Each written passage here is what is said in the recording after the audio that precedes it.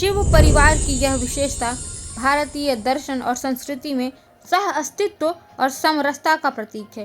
इस परिवार में विविधता और विरोधाभास के बीच संतुलन और सामंजस्य का जो दृश्य है वह मानव जीवन के लिए प्रेरणा का स्रोत है।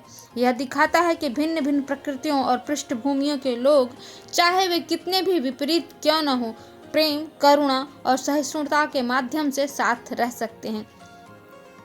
बाघ और बैल, सांप और मोर, चूहा और नाग जैसे प्राकृतिक शत्रु भी एक साथ रहते हैं। यह दर्शाता है कि यदि सामंजस्य स्थापित किया जाए तो संघर्ष और वैमनस्य को भी समाप्त किया जा सकता है। पार्वती और शिव ने एक दूसरे को जैसे हैं वैसे ही स्वीकार किया है। उन्होंने किसी को बदलने का प्रयास नहीं किया। यह व्यक्तिगत स्वतंत्रता का सम्मान करने का आदर्श उदाहरण है। गणेश और कार्तिकेय की अपनी स्वतंत्रता है, वे अपने निर्णय स्वयं लेते हैं। शिव और पार्वती दो ध्रुव हैं, परंतु एक साथ मिलकर पूर्णता को दर्शाते हैं। अर्धनारीश्वर का यह स्वरूप इस संतुलन का सुंदर प्रतीक है। शिव नीलकंठ बनकर संसार का हलाहल स्वयं पीते हैं और सबके कल्याण की कामना करते हैं। उनके आश्रय में सभी स्थान पाते हैं, गंगा जैसी पवित्रता भी और भूत पिशाच जैसे त्यक्त प्राणी भी। शिव तांडव के माध्यम से विनाश करते हैं, लेकिन यह विनाश सृजन के लिए जगह बनाता है।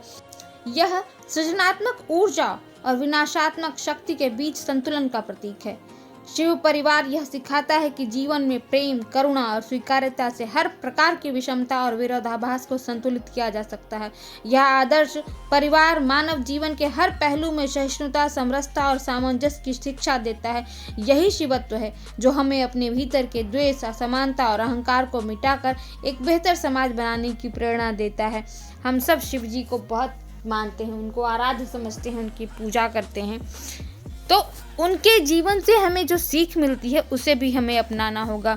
वहाँ जो प्रकृति का आहार श्रृंखला जो है, प्रकृति की वो आहार श्रृंखला भी वहाँ टूटती हुई नजर आती है। सब एक दूसरे के आहार हैं, लेकिन कोई किसी को नुकसान नहीं पहुँचाता।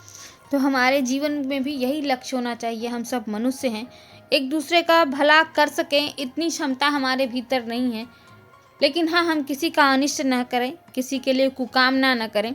हम यही कर सकते हैं और इतना ही करें तो हमारी मनुष्यता सार्थक है। आज नववर्ष है, अंग्रेजी नववर्ष है ये, और इस नववर्ष की आप सबको शुभकामनाएं हैं बहुत सारी। इस नववर्ष पर हम अपनी मनुष्यता को बचाए रखें, अपनी मनुष्यता को सार्थक करें, यही हमारी कामना है और आप सबके लिए भी यही शुभकामना है। नववर्ष मंगल।